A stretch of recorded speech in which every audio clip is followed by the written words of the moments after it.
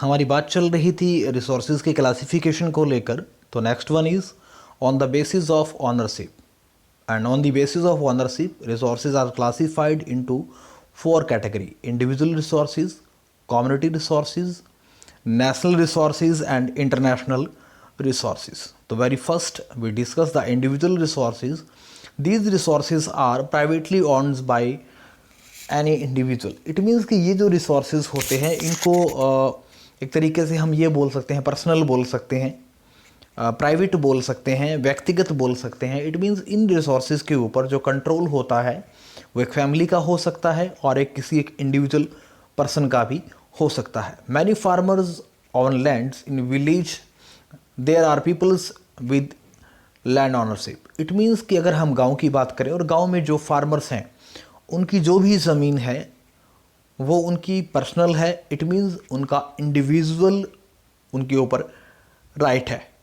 तो so this land is known as individual resources. If we talk about the village side को अगर हम छोड़ दें और हम बात करें अर्बन एरियाज़ की या बात करें सिटीज़ की, तो urban peoples on plots, houses and other property.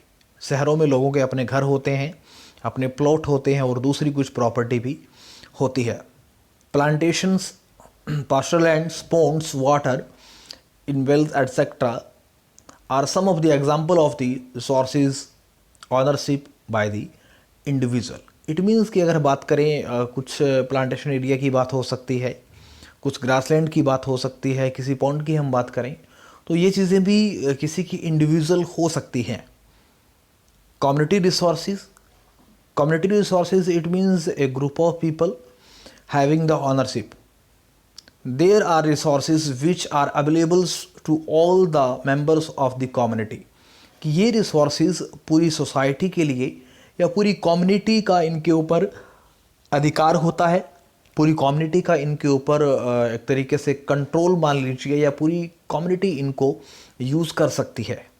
These resources are owned and managed by the community और पब्लिक. इट मीन्स इन रिसोर्सेज को मेंटेन करने का जो काम है, इन रिसोर्सेज की अरेंजमेंट करने का जो काम है वो पूरा का पूरा कम्युनिटी का या जो पीपल हैं उनका होता है, लोगों का होता है.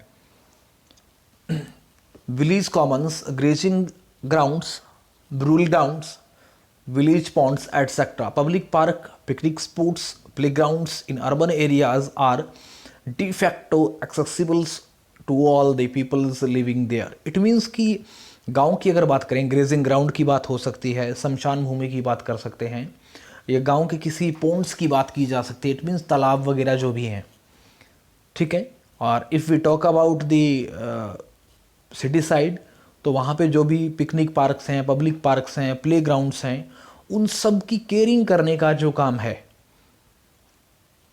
वो यही लोग करेंगे जो उनसे एसोसिएट होते हैं, जो जुड़े हुए होते हैं.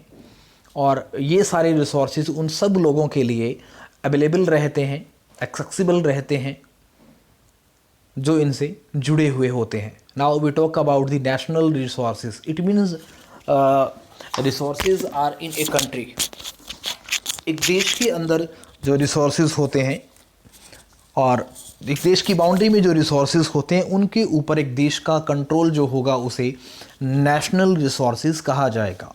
All the resources within the territories of a countries belongs to the nation. It means एक देश की सीमाओं के अंदर जो रिसोर्सेज होंगे उनको राष्ट्रीय संसाधन कहा जाएगा. The country has legal power to acquire even private property for public goods. It means कि एक देश की बाउंड्री के अंदर सपोज कोई भी प्राइवेट प्रॉपर्टी है उसको भी एक देश एक्वायर कर सकता है, ले सकता है, in the interest of the people, in the welfare of the people. We have seen that roads, canals, railways being constructed on fields on by the some individual. आपने देखा होगा कि आपके शहर में कुछ सड़कें बनी हुई है, कुछ रोड्स बनी हुई हैं, रेलवे ट्रैक की बात की जा सकती है, तो वो कुछ इंडिविजुअल्स लोगों की जो लैंड है उस पर भी बने हुए हैं. इट मीन्स कि गवर्नमेंट चाहे तो जो इंडिविजुअल रिसोर्सेज हैं उनको ले सकती है for the purpose of the welfare of the people. Urban development authority, इस चीज़ को आप अंडरलाइन कर लीजिए. It is very important because sometime it is asked by the examiner, full form पूछी जा सकती है यूडीए की, urban development authority are empowered by the government to acquire land, कि किसी भी एरिया से, किसी भी इंडिविजुअल पर्सन से अगर लैंड लेनी है तो अर्बन डेवलपमेंट जो अथॉरिटी है वही लैंड को अक्वायर्ड करती है, यानी उस पर्सन से जो ज़मीन लेने का काम है वो यही अथॉरिटी करती है। Examples: all the minerals, water resources, forest, wild life and with in the political boundaries of and oceanic areas up to 12 nautical miles and 22.2 km from the coast termed as territorial waters and resources therein belongs to the nation. It means एक देश की जो boundary है उसके अंदर तो सारी चीज़ें उसकी हैं ही, बट उसकी बाउंड्री के आसपास if water body is there तो उसकी मेन जो बाउंड्री है उससे नियर अबाउट 12 नॉटिकल माइल्स का जो एरिया होगा उसके ऊपर जो कंट्रोल होगा उस देश का होगा। और अगर हम इसे मेज़र करना चाहें किलोमीटर में तो 22.2 किलोमीटर, ठीक है। ये वो एरिया होता है जो एक कंट्री का इकोनॉमिक जोन, जिसे हम बोल सकते हैं एक तरीके से इकोनॉमिक एक्टिविटी जोन इसे हम बोल सकते हैं, ठीक है। और आगे का जो एरिया है यानी 22.2 किलोमीटर से अगर फर्दर हम बात करें नियर अबाउट 200 नॉटिकल माइल्स का जो एरिया है तो वो पूरा का पूरा जो एरिया होता है वो ओपन फॉर ऑल रहता है, सब लोगों के लिए खुला रहता है, ठीक है, जिसे ओपन इकोनॉमिक एरिया भी बोला जाता है। वहाँ सब कंट्रीज़ अपने जो वर्किंग है, अपनी फंक्शनिंग है वो कर सकते हैं, but in a fine manner for the good purpose, ना कि किसी गलत काम के लिए। Next one is international resources. These resources are regulated and controlled by the international institutions. It means इस तरीके के जो भी resources हैं उन resources के ऊपर पूरा का पूरा जो कंट्रोल है वो कहीं ना कहीं जो इंटरनेशनल जो ऑर्गेनाइजेशंस हैं उनका है। Suppose if we talk about the WHO, if we talk about the WTO, if we talk about the IMF, if we talk about the UNO, इस तरीके की जो संस्थाएं हैं उनका कंट्रोल रहता है। The oceanic resources beyond 200 nautical miles of the exclusive economic zone belongs to open oceans and no individual countries can utilize these without the consent of international institution. It means कि जो 200 nautical miles का जो area है जिसे हम exclusive economic zone बोलते हैं उसमें कोई भी कंट्री काम तो कर सकता है, but first of all they take permission from the such type of organisations like WTO, like UNO, और फिर वहाँ काम किया जा सकता है। तो ऑन द बेसिस ऑफ हमने अभी पढ़ा 4 टाइप के resources: individual, community, national and international. Now we talk about the other type of resources on the basis of status and development. In this category, resources also divide in 4 categories: developed resources, potential resources, stock and reserves. The very first one is developed resources, using resources with exciting technology and capital. It means कि इन resources को use किया गया या इन resources की development अभी हो चुकी है, विकसित हो चुके हैं ये with the help of the science and technology. It means पैसा लगाकर साइंटिफिक नॉर्म्स के थ्रू इन रिसोर्सेज को हम यूज़ करना सीख चुके हैं। Resources that are survived and their quality and quantity have been determined for utilisation. हमें इन रिसोर्सेज की क्वालिटी और क्वांटिटी सब चीज़ों के बारे में पता है कि उनका यूज़ कैसे होना है, किस तरीके से उनका यूज़ किया जा सकता है एक अच्छे ढंग से। These resources are developed and utilise with exciting technology and capital. बात सही है। The development of resources depends on the technology and levels of their feasibility. It means resources जो हैं उनकी डेवलपमेंट 2 चीज़ों के ऊपर डिपेंड करती है। The very first one is depend on the technology, कि रिसोर्सेज को डेवलप करने में टेक्नोलॉजी हमारे पास है या नहीं है। If we are having technology then resources को हम इजीली डेवलप कर लेंगे। But if we are not having technology, तो हमें वो टेक्नोलॉजी कहीं ना कहीं किसी अदर कंट्री से इंपोर्ट एक्सपोर्ट करनी पड़ेगी, ठीक है। And second one is feasibility. It means कि वो रिसोर्सेज कितनी आसानी से, कितने इजी मेथड से हमें मिल जाता है। क्या उसके ऊपर बहुत ज़्यादा कॉस्ट लगती है? क्या उसे जब हम बाय नेचर या from the internal part of the earth से निकालते हैं तो उसकी क्या प्रोसेस रहती है, ठीक है। Next one is potential resources. Potential मतलब एक तरीके से हम मान सकते हैं कि शायद संभावना, संभावित। Resources which have potential to satisfy human needs but human beings do not have the appropriate capital to access these resources. It means कि ये resources human being की जो need है उनको satisfy करने में पर्याप्त होते हैं, but human being not having the appropriate capital as well as appropriate technology.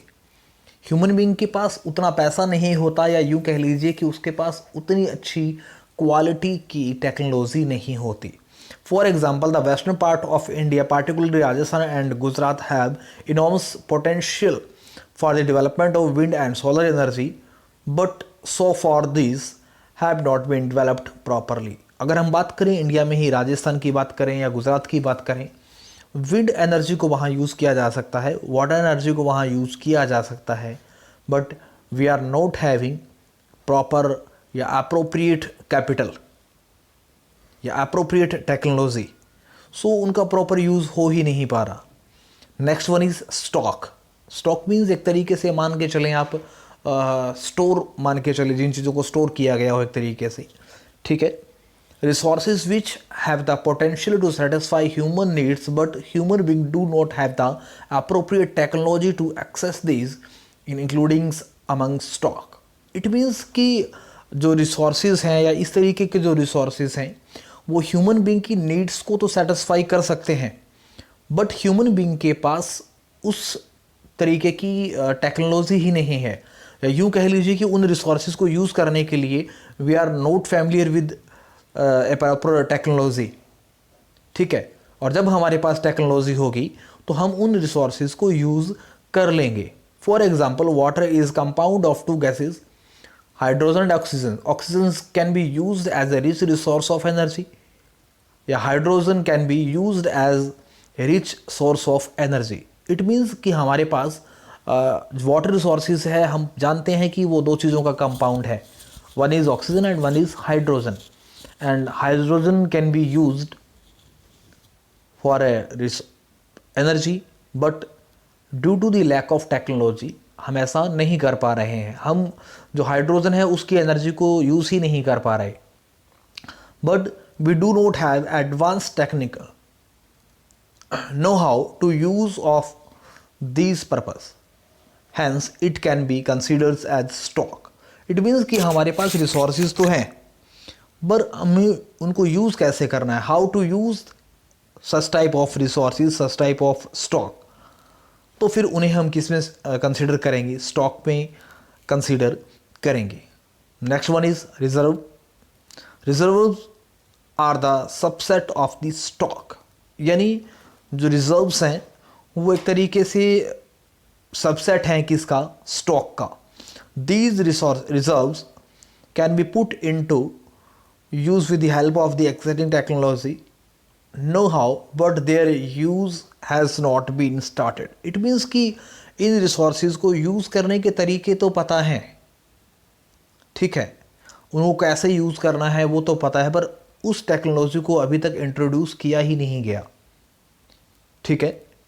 या उन रिसोर्सेज को यूज़ करने की जो अप्रोप्रिएट या सबसे बेस्ट जो टेक्नोलॉजी है वो अभी तक ईजाद नहीं हो पाई है। These can be used for meeting future requirement. It means जो रिजर्व्स हैं उनको फ्यूचर जो नीड है उन्हें फुलफिल करने के लिए यूज़ किया जा सकता है। River water can be used for generating hydro electric power, but presently it is being utilise only to a limited extent. It means कि हमारे पास जो रिवर का जो वाटर रिसोर्सेज हैं उससे हम जानते हैं कि हाइड्रो इलेक्ट्रिसिटी जो है प्रोड्यूस की जा सकती है, बट अभी तक हमारे पास अप्रोप्रिएट टेक्नोलॉजी नहीं है, ठीक है, अप्रोप्रिएट साइंटिफिक नॉर्म्स हम डेवलप नहीं कर पाए हैं, तो जिनकी रीज़न बिंग उनका एक लिमिटेड वे में यूज़ होता है। दस the water in the dams, a forest etcetera is a reserves which can be used in the future. It means कि हमारे पास जो डैम्स हैं, डैम के पीछे जो पानी है, हम उसकी अगर बात करें तो उसे भी यूज़ किया जा सकता है, बट कब? जब हमारे पास अप्रोप्रिएट टेक्नोलॉजी होगी। Problem created due to the indiscriminate use of resources, कि अगर हम रिसोर्सेज को रेकलेसली या एक ग्रीडीनेस फीलिंग के अकॉर्डिंग यूज़ करें तो क्या प्रॉब्लम्स सामने आ सकती है। Depletion of resources to satisfy the greeds of a few individual, this is the statement of the Gandhi ji. Gandhi ji का कहना है कि रिसोर्सेज जो हमारी नीड है उनको पूरा कर सकते हैं, बट रिसोर्सेज जो हैं हमारी जो ग्रीडीनेस जो फीलिंग्स है उसको सेटिस्फाई नहीं कर सकते। अकोमोलेशंस,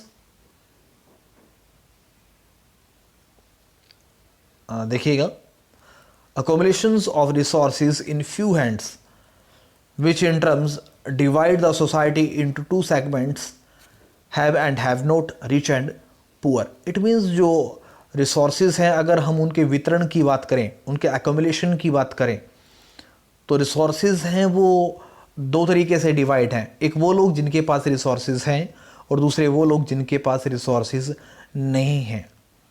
एक वो लोग जो पुअर हैं, एक वो लोग जो रिच हैं। Indiscriminate exploitations of resources have led to the global economic crisis such as global warming, ozone layer depletion, environmental pollutions and land degradation। It means अगर हम resources को recklessly यूज़ करें, उनका misuse करें, ठीक है, एक प्रॉपर मैनेजमेंट के अगर अकॉर्डिंग हम रिसोर्सेज को यूज़ नहीं करेंगे तो इट मीन्स कहीं ना कहीं प्रॉब्लम क्रिएट होगी, और उसके रीज़न बिंग ग्लोबल वार्मिंग हो सकती है, ओजोन लेयर की बात कर सकते हैं, इन्वायरमेंट पोल्यूशन की बात कर सकते हैं, लैंड अनफर्टिलिटी की बात की जा सकती है। तो ये प्रॉब्लम्स हमें इन फ्यूचर फेस करनी पड़ेंगी। Necessity of an equitable distributions of resources and resource planning, कि जो रिसोर्सेज है उनकी अगर हम डिवीज़न की बात करें कि वो डिवीज़न इक्वल क्यों होना चाहिए, और रिसोर्स की प्लानिंग जो है वो क्यों होनी चाहिए। An equitable distribution of resources has become essential for a sustained equality of lifes and global peace. अगर देखिए हमें रिसोर्सेज को यूज़ करना है और तो उसे हमें एक इक्विटेबल जो डिस्ट्रीब्यूशन है उसके अकॉर्डिंग यूज़ करना होगा। इट मीन्स रिसोर्सेज है उसे समानता के बेस पे, the rule of balance, the rule of equality के अकॉर्डिंग हमें रिसोर्सेज को यूज़ करना होगा, और यूज़ भी करना होगा तो सतत विकास के अकॉर्डिंग, ठीक है, सस्टेन्ड जो क्वालिटी है उसके भी हाथ पे। सो अर्थ के ऊपर जो लाइफ ह्यूमन बीइंग की है वो अच्छे तरीके से बनी रहे। If the present trends of resources depletions by a few individuals and countries continues, the future of our planet is in danger। It means कि वर्तमान में जिस तरीके से कुछ देश रिसोर्सेज का यूज़ बड़ा रैकलेसली कर रहे हैं, सिर्फ अपने फ़ायदे के लिए कर रहे हैं, सिर्फ अपनी डेवलपमेंट के लिए कर रहे हैं, अगर ऐसा कुछ सालों तक चलता रहा तो आने वाले फ्यूचर में वो दिन भी नज़दीक होगा जब हमारी धरती जो है वो खतरे में होगी। Therefore, resources planning is essential to sustainable existence of all forms of life। ज़रूरत है हमें रिसोर्सेज को एक फाइन मैनर में यूज़ करने की, एक प्रॉपर मैनेजमेंट करके यूज़ करने की, ताकि हर तरीके की जो अर्थ के ऊपर लाइफ है वो बनी रहे। Sustainable existence is a components of sustainable development। It means resources को एक प्रॉपर मैनेजमेंट में यूज़ करना एक बहुत ही इम्पॉर्टेंट चीज़ है, या कहीं ना कहीं रिसोर्सेज को एक प्रॉपर फाइन मैनर में यूज़ करना एक पार्ट कहा जा सकता है किसका, सस्टेनेबल डेवलपमेंट का या सतत विकास का। अब आप कहोगे, आप लगातार बोल रहे हैं कि सस्टेनेबल डेवलपमेंट ये क्या है? What is the real meaning? Sustainable economic development means development should take place without damaging the environment, and development in the present should be compromised with the needs of the future generation.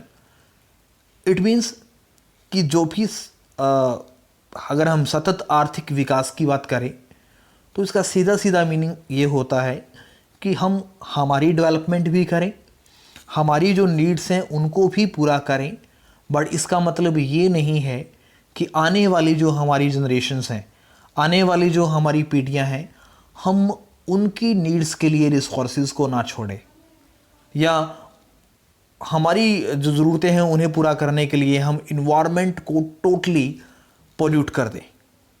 It means हम resources को इस तरीके से use करें कि हमारी ज़रूरतें पूरी हो, इसके साथ साथ क्या हो कि इन्वायरमेंट है वो भी पोल्यूट ना हो और आने वाली जो फ्यूचर जनरेशन है उसकी नीड्स भी पूरी हो जाए। Features of sustainable development: economic development should be there.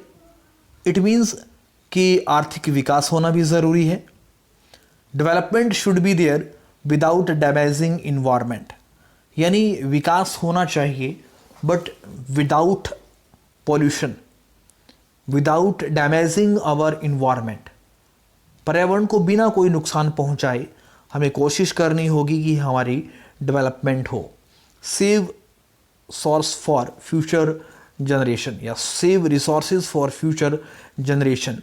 जो भी हमारे पास प्रेजेंट टाइम में रिसोर्सेज हैं उनका इस तरीके से यूज़ किया जाए कि हमारी नीड तो पूरी हो बट उनका प्रोटेक्शन भी ज़रूरी है, ताकि आने वाली जो फ्यूचर जनरेशन है उनकी नीड्स को भी हम पूरा कर पाएँ।